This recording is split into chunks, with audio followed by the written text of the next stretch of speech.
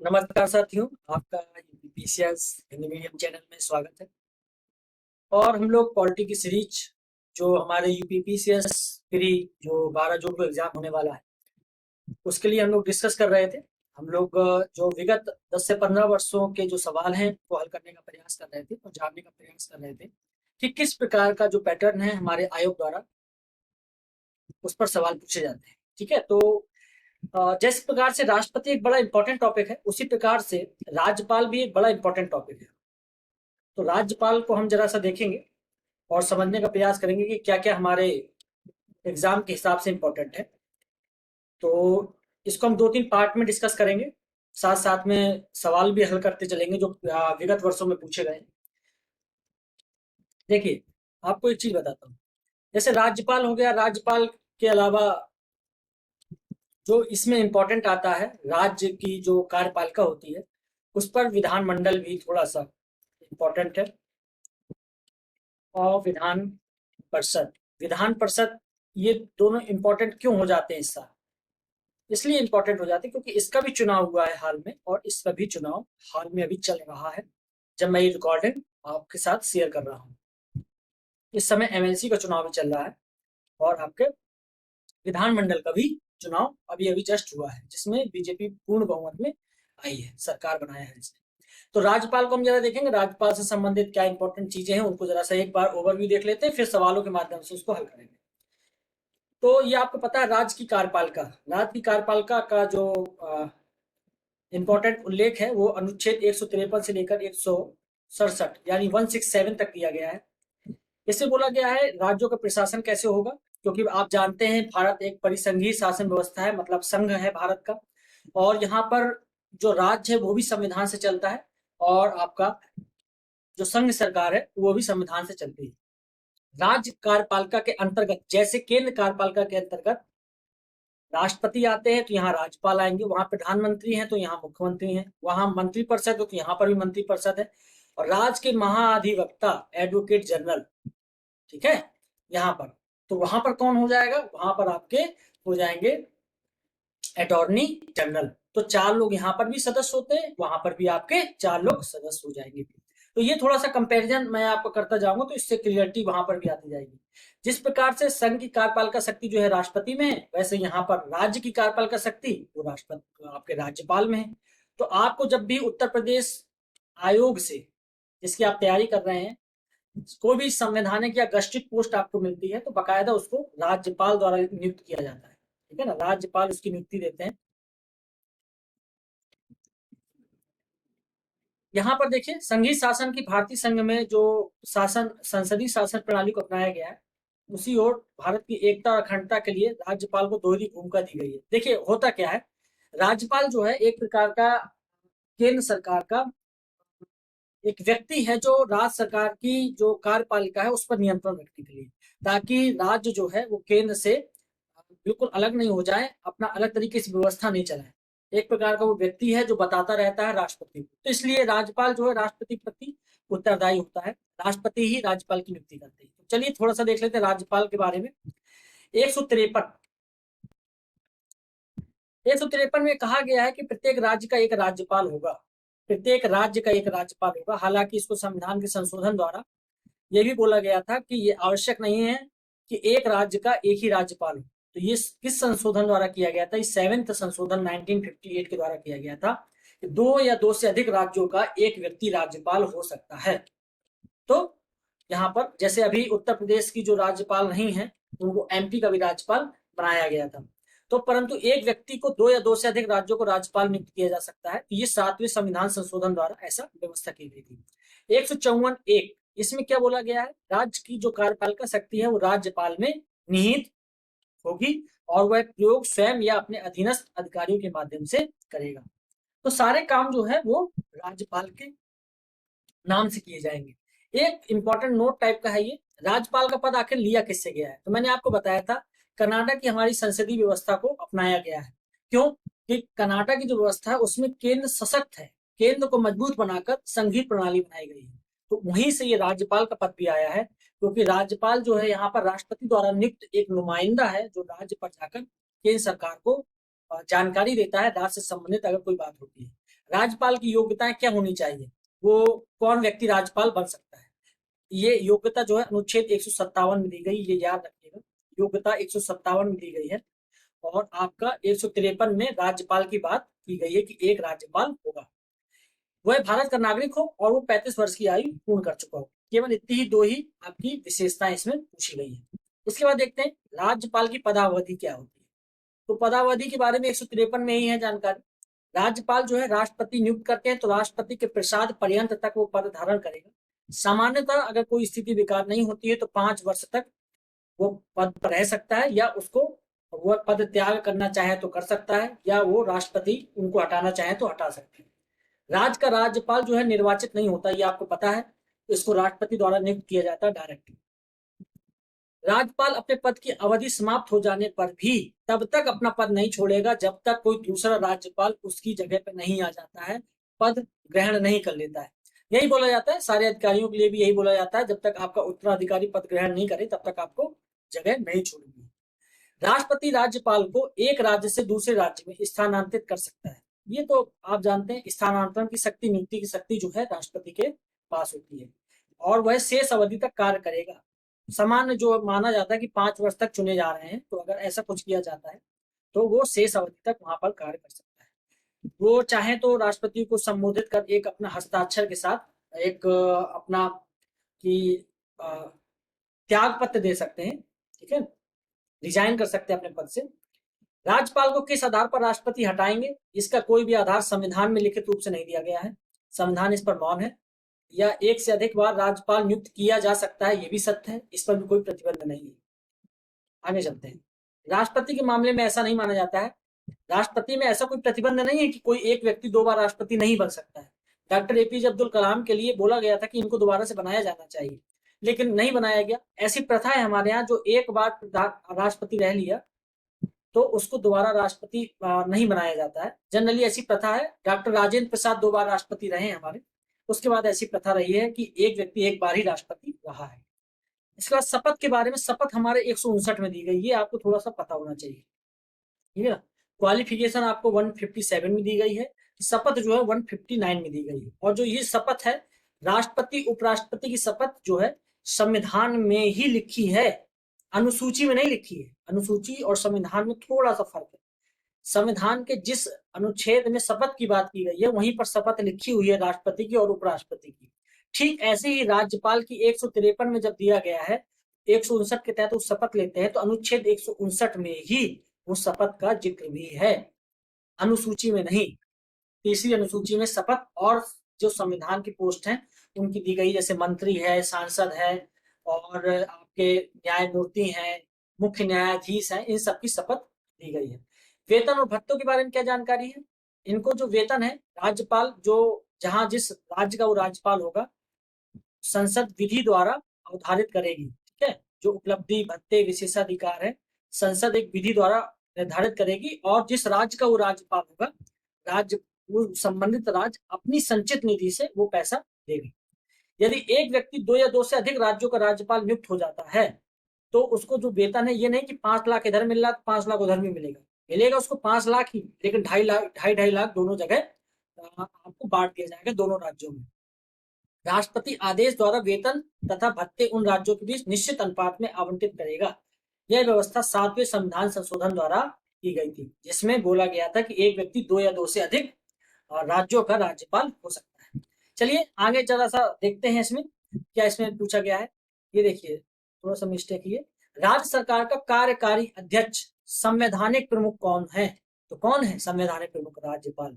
आपने कभी कभी सुना होगा, मुख्यमंत्री की बड़ी बहस चलती थी इसके पहले, जब सपा सरकार थी उत्तर प्रदेश में, तो अखिलेश यादव जी की, माननीय मुख्यमंत्री जी की, भूतपूर्व जो मुख्यमंत्री हैं, उनकी राज्यपाल के साथ बड़ी टसन चलती थी।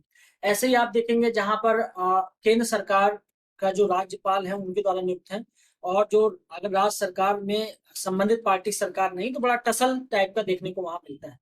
तो कार्यकारी जो संवैधानिक अध्यक्ष कौन है, राज्यपाल। आगे चलते हैं। निम्नलिखित में से कौन सा राज्यपाल की नियुक्ति करता है। कौन करते हैं, राष्ट्रपति करते हैं, भारत के महामहिम करते हैं, राष्ट्रपति उनकी नियुक्ति करते हैं। इसके बाद चलते हैं, किसी राज्य का राज्यपाल नियुक्त किया जाता है तो किसके द्वारा? राष्ट्रपति द्वारा। बड़े सिंपल सिंपल सवाल पूछे जाते हैं, थोड़ा सा कभी कभी ट्रिपिक हो जाता है। राज्यपाल की नियुक्ति किस अनुच्छेद के तहत होती है, ये आपको पता होना चाहिए। राज्यपाल की जो नियुक्ति है वो किस अनुच्छेद के तहत? इसका आंसर आपका जो है वो ये आपका 155 हो जाएगा। ठीक है, जैसे 154 जो है और 156 जो है, और आपको मैंने 157 ही बताया, 159 बताया। 159 में है आपके जो राज्यपाल है वो शपथ लेंगे, ठीक है ना, उनकी शपथ की बात की गई है। इसी प्रकार से 153, 154, ये देखिए जरा, मैं ऊपर आपको जरा ले चलूं। ये देखिए 153 जो है जो राज्यपाल की बात करते हैं कि एक राज्यपाल होगा। 154 है वो कार्यपालक शक्ति राज्यपाल में निहित होगी, इसकी बातचीत करते हैं। 157 जो है वो योग्यता की बात करते हैं। तो ये थोड़ा सा आपको याद रखने हैं। कुछ चार चार ये 5 अनुच्छेद 157, और आपको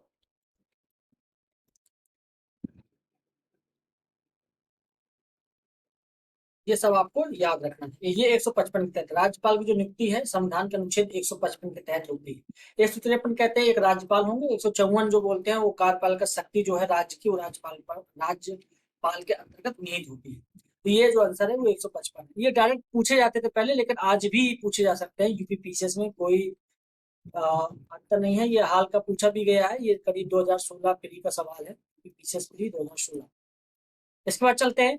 अब इस टाइप के थोड़ा सा सवाल ज्यादा आने लगे हैं जिसमें 3-4 ऑप्शन दिए रहते, फिर आपको सही गलत बताना है। भारत के एक राज्य के राज्यपाल से संबंधित निम्न कथन पर ध्यान दीजिए। किसी राज्य के राज्यपाल, मतलब राज्यपाल पर थोड़ा सा ध्यान देना है, क्या बात है। उसे जन्म से भारत का नागरिक होना चाहिए, इसको जरा टिक कर लेते हैं, फिर आगे जरा देखेंगे। उसकी आयु कम से कम 35 वर्ष होनी चाहिए, ये तो अभी हमने पढ़ा। 157 के तहत जो योग्यताएं होती हैं, उसमें लोकसभा का सदस्य होने की योग्यता होनी चाहिए, ये कौन सी बात होती है? तो राष्ट्रपति के लिए होती है। जब वो राज्य का आदमी है तो उसको लोकसभा की बात क्यों की जा रही है? तो ये तो आपको काट देना चाहिए कम से कम, अगर आपने सही से पढ़ा तो 3 जो है वो हट जाना चाहिए। अब यहाँ पर ये आपके 3 ऑप्शंस बचे हुए हैं। वह एक से अधिक राज्यों का राज्यपाल हो सकता है, तो मैंने अभी आपको बताया था जो 7th संशोधन था उसके तहत इसको भी लागू कर दिया गया। तो चौथा सही है, तो आपका ये 4 सही है, तो ये भी आपका कट जाएगा। 4 होना चाहिए, 4 यहाँ है, 4 यहाँ पर है। और जन्म से केवल लिखा हुआ भारत का नागरिक होना चाहिए। और नागरिकता 4-5 प्रकार से आप ले सकते हैं, जन्म से, वंश से, रजिस्ट्रेशन द्वारा, और 2 विधियां और भी हैं जिसमें ये बोला जाता है कि आप अगर अधिग्रहण हो गया किसी क्षेत्र का तो अपने आप आ जाएगा, या भारत ने किसी पर कोई क्षेत्र युद्ध के माध्यम से जीता हो तो उसके माध्यम से जो है आपका नागरिकता आपको मिल जाएगी। लेकिन जन्म से ये ऐसा कुछ नहीं लिखा हुआ है। अगर मान लीजिए अदनान स्वामी है, ये पाकिस्तान के थे, भारत के, अब ये भारतीय हो गए, इन्होंने भारत की नागरिकता ले ली है। अगर ये राज्यपाल बनना चाहे तो बन सकते हैं। वो जन्म से तो भारतीय नहीं थे, लेकिन वो आप भारत के नागरिक हैं तो वो ले सकते हैं। तो यहाँ एक नहीं होगा, तो केवल 2 और 4 सही हो जाएंगे, आपका ऑप्शन डी हो जाएगा। इसके आगे देखते हैं क्या है। भारतीय संविधान में कौन सा एक अनुच्छेद भारत में राज्य के एक राज्यपाल के रूप में एक व्यक्ति की नियुक्ति की योग्यता निर्धारित करता है? अभी मैंने बताया था योग्यता निर्धारित करता है 157। योग्यता जो है आपको 157 में बताया था मैंने अभी आपको। ये देखिए, ये आपका 157 दिया हुआ, ठीक है। राज्य की योग्यता है, इसको बिल्कुल याद कर लीजिएगा। और ये देखिए भारत का नागरिक लिखा हुआ, केवल जन्म से है, वंश से है, या रजिस्ट्रेशन द्वारा है, ऐसा कोई भी बात उसमें नहीं की गई है। चलिए आगे बढ़ते हैं। इस पर विचार करना है। राज्यपाल अपना पद ग्रहण करने से पूर्व शपथ लेगा या प्रतिज्ञान करेगा? तो कोई भी जो संवैधानिक पद है उसमें शपथ की बात है। शपथ वो अवश्य लेगा, और ये लेगा 159 के तहत। 159 में ही जो राज्यपाल की शपथ है वो हुबहू दी हुई है, कौन सी शपथ वो लेंगे। इसकी जो शपथ है, प्रतिज्ञान है, का प्रारंभ, प्रतिज्ञान भारतीय संविधान की 30वीं अनुसूची में है। ये देखिए 30वीं अनुसूची में राष्ट्रपति, उपराष्ट्रपति, राज्यपाल, इन तीनों को छोड़कर शेष के बारे में है। आप चाहे वो महान्यायवादी हो, सॉरी, चाहे वो आपके कैग हो, या आपके मुख्य न्यायाधीश हो, मंत्रिमंडल हो, कोई भी हो, वो उनकी शपथ 30वीं अनुसूची में दी हुई है। राज्यपाल उच्च न्यायालय के मुख्य न्यायमूर्ति, यहाँ देखिएगा उच्च न्यायालय दिया हुआ है, कंफ्यूज हो जाएंगे, वो उच्चतम तुरंत लिख देगा और आप उच्च न्यायालय पढ़कर तुरंत टिक कर देंगे। उच्चतम देख कर टिक कर सकते हैं। ज्येष्ठतम न्यायाधीश के समक्ष शपथ या प्रतिज्ञान करेगा। अगर चीफ जस्टिस हैं वहां के संबंधित राज्य के जो न्यायालय है तो वो उनके सामने शपथ लेंगे। शपथ लिखा हुआ है, सपा नहीं है, शपथ है। शपथ के प्रतिज्ञान की प्रक्रिया भारतीय संविधान के 159 में दी गई, ये मैंने आपको बताया। तो ये चौथा सही है, तो 4 होना चाहिए, तो ये कैंसिल हो जाएगा। राज्यपाल अपना पद ग्रहण करने से पूर्व शपथ लेगा, सत्य बात है, तो 1 भी होना चाहिए, तो 1 है, तीनों में है। तो हमें ऑप्शंस क्या देखने हैं, 3 देख लेते हैं। उच्च न्यायालय के सामने ही वो शपथ लेंगे, उच्च न्यायालय के जो चीफ जस्टिस होंगे या कोई वरिष्ठ न्यायमूर्ति हो उनके सामने। तीसरा भी ऑप्शन होना चाहिए, यानी ये हो सकता है या ये हो सकता है, या फिर ये होगा या फिर ये होगा। अब सेकंड ऑप्शन देखते हैं, शपथ या प्रतिज्ञा।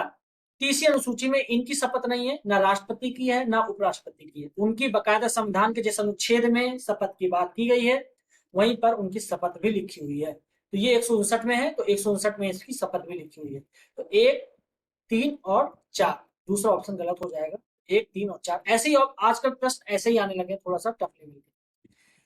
कौन राज्यपाल को पद की शपथ ग्रहण करवाता है, तो उच्च न्यायालय के मुख्य न्यायाधीश करवाते हैं, उच्चतम न्यायालय का नहीं, ये राष्ट्रपति के लिए लागू होता है। याद रखिए, कंफ्यूज मत होइएगा, राष्ट्रपति राज्यपाल की शक्तियां बड़ी, मतलब जैसे राष्ट्र वहां पर राष्ट्रपति की पावर है, ऐसी राज्य में राज्यपाल की पावर है। भारतीय राज्य के राज्यपाल से संबंधित कथनों पर कौन सा कथन जो है सत्य नहीं है, ये देखना है। भारत का राष्ट्रपति इनको नियुक्त करता है, बिल्कुल सही है, अभी हम लोगों ने पढ़ा, 155 के तहत करता है। वह एक से अधिक राज्यों का राज्यपाल हो सकता है, बिल्कुल 7th संशोधन द्वारा। ये लिखते जाइए जब प्रैक्टिस करें आप, तो इससे क्या होगा ना कि ये जो शब्द हैं ये आपके बराबर प्रैक्टिस में आते रहेंगे। ऐसे याद करेंगे तो नहीं। वह 5 वर्ष तक पद पर रहता है, ये लिखा हुआ है कि वो 5 वर्ष तक पद पे बने रह सकते हैं, ठीक है ना, लेकिन ऐसा कंपलसरी नहीं है। राष्ट्रपति चाहे तो उनको हटा सकते हैं, उनका ट्रांसफर कर सकते हैं। तो राष्ट्रपति के प्रसाद पर्यंत, परंतु सामान्यता वो 5 वर्ष तक रहते हैं, ऐसा उस पर लिखा है आपके संविधान में। और ये संबंधित राज्य की व्यवस्थापिका उसे पद से हटाए जाने का प्रस्ताव पारित करती है। तो जब राज्य की व्यवस्थापिका से उसका कोई लेना देना नहीं है, वो राष्ट्रपति द्वारा सीधा चयन किया जा रहा होगा, मनोनीत किया जा रहा है, उनको नियुक्त कर रहे हैं, तो राज्य की व्यवस्थापिका से उसका कोई लेना देना नहीं है, तो ये वाक्य आपका गलत हो जाएगा, इसको आप कैंसिल कर दीजिए। ये 3 तो आपको पता थे, ये अपने आप यही हमारा आंसर हो जाएगा, ठीक है ना, यही पूछा, इसमें सत्य नहीं है। इसके बाद आगे देखते हैं, राज्यपाल किसके प्रति उत्तरदायी है, तो जो नियुक्त करेगा उसी के प्रति उत्तरदायी होंगे, तो राष्ट्रपति के प्रति उत्तरदायी होंगे। प्रधानमंत्री किसके प्रति होते हैं, लोकसभा के प्रति। मंत्रिपरिषद लोकसभा के प्रति। ये थोड़ा सा आप याद रखिएगा, बहुत समय हो गया, नहीं तो इस पे फिर आपको कंफ्यूजन होने लगे। केवल लोकसभा के प्रति उत्तरदायी होते हैं। इनमें से कौन सा भारत के राष्ट्रपति की इच्छा तक ही पद पर बने रह सकते हैं, देखिए निर्वाचन आयोग, इसको 6 वर्ष तक तो कोई हिला ही नहीं सकता, 65 वर्ष या 6 वर्ष तक, ये पक्का इसकी नियुक्ति होती है इतने वर्ष तक, इसके पहले कोई नहीं हटा सकता। अगर आपको हटाना है, सुप्रीम कोर्ट के न्यायाधीश को जैसे हटाया जाता है वैसे ही हटाया जाएगा। उच्चतम न्यायालय के न्यायाधीश, इनको भी वैसे ही हटाया जाएगा, विशेष बहुमत द्वारा दोनों सदनों में। लोकसभा अध्यक्ष, इनको कैसे हटाया जा सकता है, तो लोकसभा में एक बिल पारित होगा लोकसभा अध्यक्ष के विरुद्ध, ठीक है ना, तो वो करीब 14 दिन पहले आपको बताना पड़ेगा लोकसभा अध्यक्ष के लिए, तब वो वहां पर अगर ऐसा कोई संकल्प पारित हो जाता है तो अध्यक्ष हटेंगे, तो उस पर राष्ट्रपति की भी कोई भूमिका नहीं रहती।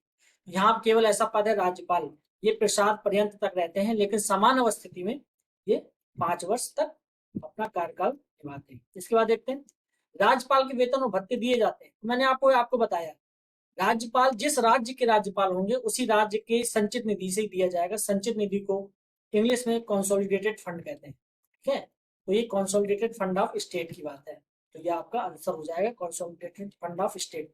इंडिया की बात नहीं, इंडिया में अलग चीज। ये कंटिजेंसी आकस्मिक फंड है, आकस्मिक फंड खुद राज्यपाल के अंतर्गत होता है। अगर कोई विशेष परिस्थिति आ जाती है तो राज्यपाल इस फंड से तत्काल खर्च करवा देते हैं। आगे देखते हैं, संविधान के अनुच्छेद 156 में राज्यपाल अपने पद की ग्रहण की तारीख से 5 वर्ष की अवधि तक पद धारण करेगा, यही लाइन पूरी पूरी लिखी हुई है, ठीक है। 156 में पद की बात की गई है, कितने समय तक रहेंगे, और कौन सा निष्कर्ष इसमें निकाला जा सकता है। किसी राज्यपाल को उसके पद अवधि पूरी होने से पूर्व पद से नहीं हटाया जा सकता, बिल्कुल हटाया जा सकता है, राष्ट्रपति हटा सकते हैं, तो ये गलत हो जाएगा आपका। कोई राज्यपाल 5 वर्ष की अवधि के बाद अपने पद पर बना नहीं रह सकता, ये कैसे हो सकता है, मैंने आपको बताया था ना कि राज्यपाल जो है तब तक अपना पद नहीं छोड़ेगा जब तक उस पद को ग्रहण करने वाला उसका जो अगला जो व्यक्ति है वो पद ग्रहण करने के लिए नहीं आ जाता है, तो तब तक वो अपने पद पर बना रह सकता है। वो 5 वर्ष से अधिक भी समय हो सकता है, कोई इसमें प्रॉब्लम नहीं है। तो ये दोनों ही गलत है, तो दोनों आंसर हो जाएगा इसका, दोनों ही नहीं। ये देखते हैं, लास्ट क्वेश्चन है, राज्य के गवर्नर से संबंधित निम्न कथन क्या है, उन पर विचार करना है। इसे राष्ट्रपति नियुक्त करते हैं, बिल्कुल सही, लिख लीजिएगा 155 के तहत। राष्ट्रपति की इच्छा अनुसार पद पर रहते हैं, सही है, प्रशांत पर्यंत रहते हैं, ठीक है ना। लेकिन सामान्य स्थिति में 5 वर्ष ऐसा बोला जाता है, सामान्य, ये सामान्य है, 5 वर्ष के लिए पद पर रहते हैं, तो ये भी सही है। उनमें राज्य की कार्यपालिका शक्ति निहित होती है, बिल्कुल सही होती है 154 के तहत, ये आपको मैंने बता दिया। तो इसके चारों वाक्य सही हो जाएंगे। इसलिए राज्य के जो गवर्नर हैं उनके बारे में थोड़ा सा समझ लिया। सेकेंड पार्ट में थोड़ा सा और चीजें समझेंगे, जो इनकी विधायी शक्तियां हैं, कार्यकारी शक्तियां हैं, विवेकाधीन शक्तियां कौन कौन सी हैं। जैसे राष्ट्रपति के पास होती हैं वैसे ही राज्यपाल के पास होती है। ये कैसे आर्टिकल 200 के तहत कौन सी बिल राष्ट्रपति के लिए सुरक्षित रख सकता है, ये सब चीजों पर थोड़ा सा चर्चा करेंगे, क्योंकि वो भी थोड़ा सा इंपॉर्टेंट हो जाता है। तो राष्ट्रपति के बाद राज्यपाल थोड़ा सा इंपॉर्टेंट टॉपिक है। तो आज ये इतना ही है, फिर इसके बाद नेक्स्ट जो पार्ट आएगा उस पर हम थोड़ा सा और पार्ट बात करेंगे। राज्यपाल राज्यपाल बड़ा इंपॉर्टेंट टॉपिक हो जाता है। कोई समस्या अगर आपको आती है तो आप टेलीग्राम ज्वाइन कर सकते हैं, टेलीग्राम पर आप सवाल अपने पूछ सकते हैं, ठीक है।